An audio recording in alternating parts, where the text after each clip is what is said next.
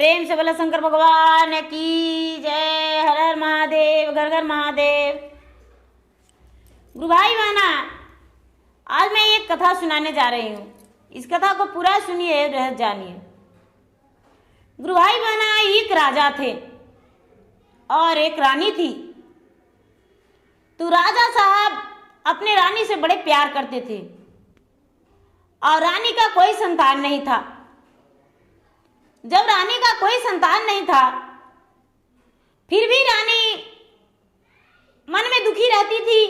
कितना हो धन संपत्ति था, लेकिन राजा का इसका कोई गम नहीं था। गुरु भाई बहना, राजा साहब बाजार जा रहे थे। जब राजा साहब बाजार जा रहे थे तो रानी बोली, राजा साहब, स्वामीनाथ आप बाजार जा रहे हैं, घर में हम अकेले रहते हैं, बड़ा घुटन महसूस होता है, क्या करूं? आप मेरे लिए एक गुड़िया लेकर आइएगा, उसी के साथ खेलेंगे और उसी से हम बात करेंगे और उसके साथ हम पूरा अपना जीवन बिता लेंगे।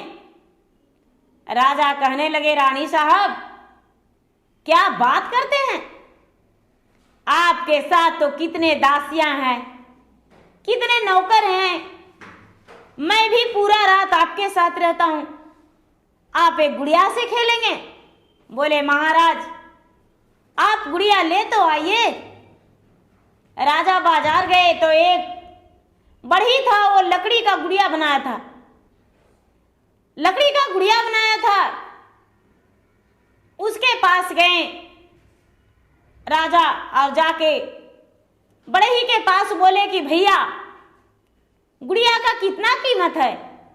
तो लकड़ी बढ़ई जो था, जो गुड़िया बनाया था, गुड़िया वाला भैया बोला कि भैया इस गुड़िया का कीमत 1,00,000 कौड़ी है।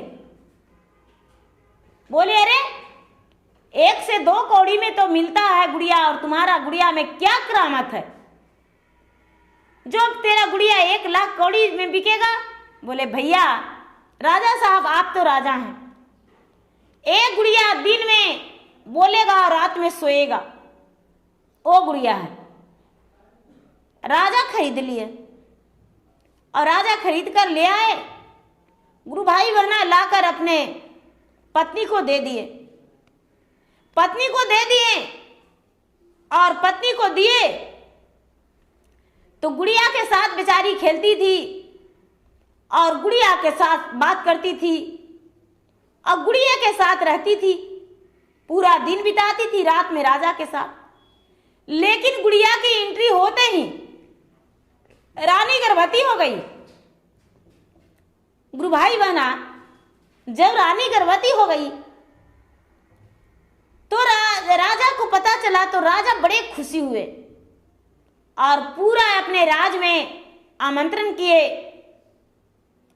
सबको बुलाए खाने पे कि मैं भी पिता बनने वाला हूं और मेरा रानी जो है मां बनने वाली है, चाहे पुत्र हो या पुत्री, मेरा घर में संतान का आवाहन प्राप्ति होगा। उनका राज में बड़ा खुशी का धूम मचा, फूलों का बारिश हुआ, सभी लोग वहां के खुशी मनाए, धूम मचाए, राजा खुशियां में मिठाई बांटे। गुरु भाई बहना, 9वां महीना के बाद एक कन्या जन्म ली। राजा बड़े प्रसन्न हो गए और राजा कहने लगे कि देखो, मैं तो अब सोच रहा हूं कि विदेश जाऊं, प्रदेश जाऊं, कारोबार मेरा बहुत ठप हो गया है, बच्ची के साथ तुम रहना और मैं बिजनेस के सिलसिले में प्रदेश जा रहा हूं। गुरु भाई बहना, बिजनेस में राजा गए प्रदेश में और प्रदेश में कई वर्ष लगातार बिता दिए और जो बेचारी कन्या जन्म ली थी प्रिया, प्रिया से कहने लगे उसकी माँ, प्रिया खोजती, मेरे पिताजी नहीं है माँ, सबको पिताजी घर में रहते हैं, माँ मेरे पिताजी कहाँ गए हैं?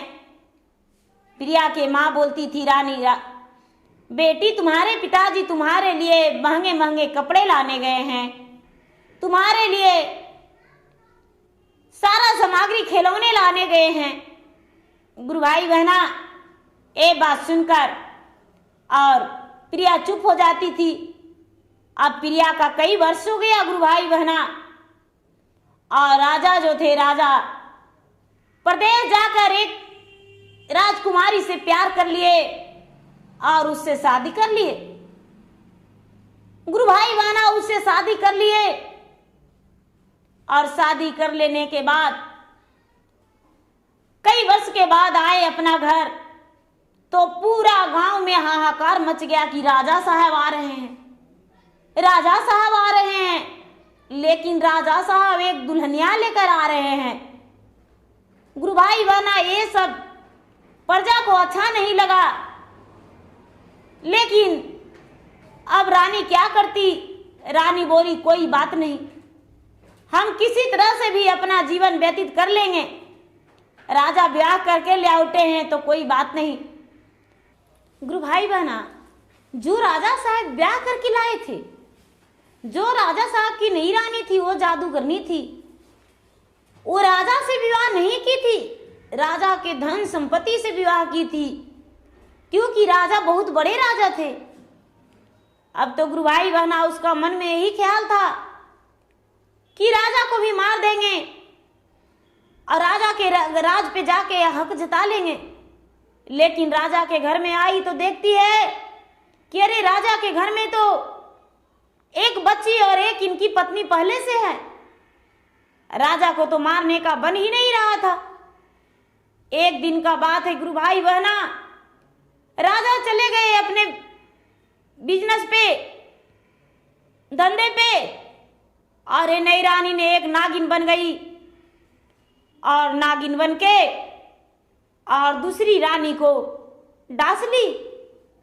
बेचारी दूसरी रानी का मृत्यु हो गया। राजा के आने से पहले ही ये अग्नि संस्कार करवा दी, और राजा जब आए तो अपने रानी को, पहली वाली रानी को खोजने लगे।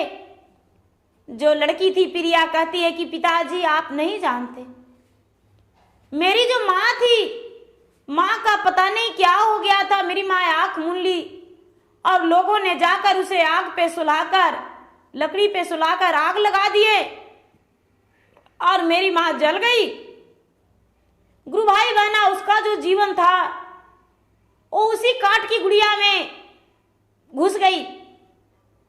अब गुरु भाई बहना माँ का गुड़िया से प्रिया खेलने लगी, लेकिन गुड़िया सारा दिन रोते रहती थी। जब गुड़िया कोशिश करती थी कि इसे हंसाऊं, तो प्रिया को देखकर उसे आंसू आता था और बहुत रोती थी। गुरु भाई बहना जब राजा से ये बात बोली, पिताजी गुड़िया जब तक माँ रही तब तक नहीं रोती थी, और माँ को जाने से पता नहीं क्यों गुड़िया रोती है। राजा साहब ज्योतिषियों को बुलाए, बड़े बड़े ब्राह्मणों को बुलाए, और बहुत सारे ज्योतिष ब्राह्मण आए, और ब्राह्मण लोग आकर और इनके पास देखे तो गुरु भाई बहना इनका राज देखने लगे। तो बड़े ज्योतिष जो थे कहने लगे कि देखिए भाई, आपसे ये बात हम अकेले में राजा साहब कहेंगे, ऐसे नहीं सबके सामने कह सकते हैं। राजा अकेले में गए, कहने लगे कि देखिए राजा साहब, ये आपकी जो दूसरी पत्नी है वो नागिन जादूगरनी है, आपका ये मारना चाह रही है, किसी तरह से आपको जान ले लेगी। कहने लगे कि ऐसा, तो हाँ। कहने लगे मेरा पत्नी कहाँ गई?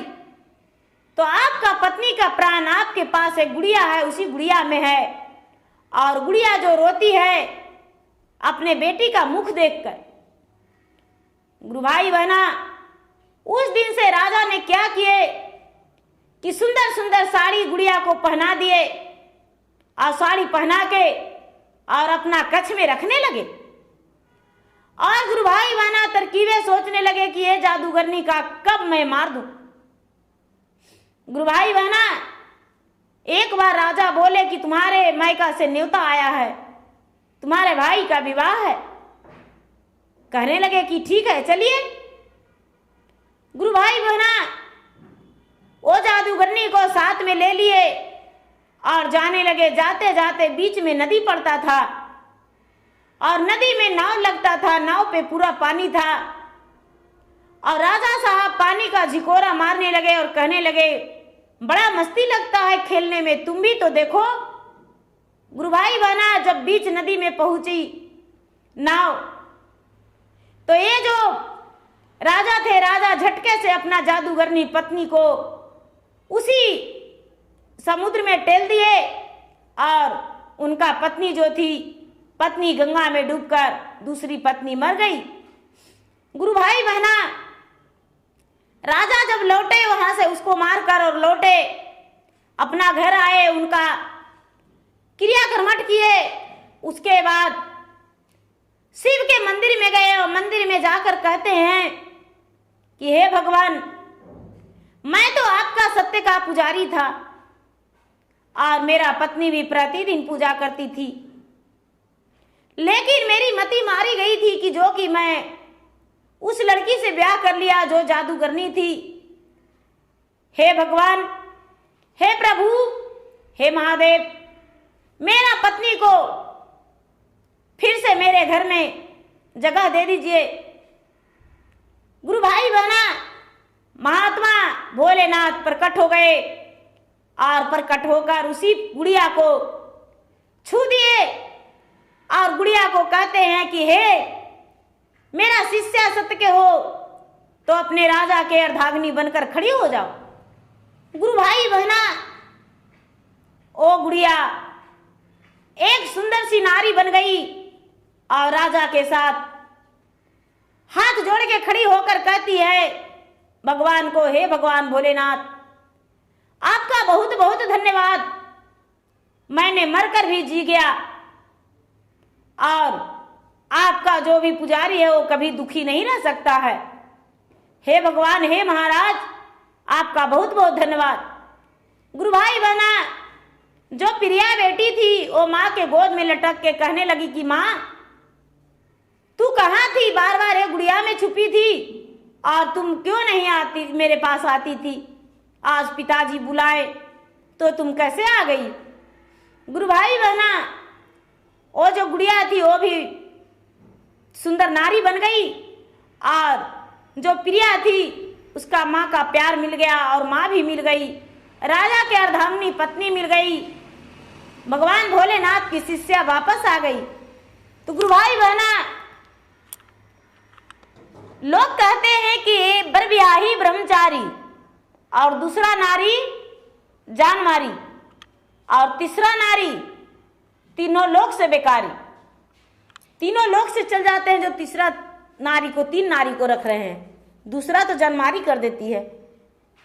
ये नहीं कि एक पत्नी है दूसरा शादी कर ले, नहीं गुरु भाई बहना, कभी भी ऐसा नहीं करना चाहिए। तो गुरु भाई बहना मेरा वीडियो अच्छा लगे तो इसे लाइक कीजिए, शेयर कीजिए, सब्सक्राइब कीजिए। और मैं इंस्टाग्राम पे भी हूँ, मैं फेसबुक पे भी हूँ, मेरा फेसबुक पे फॉलो कीजिए, लाइक कीजिए, शेयर कीजिए। धन्यवाद। हर हर महादेव, घर घर महादेव।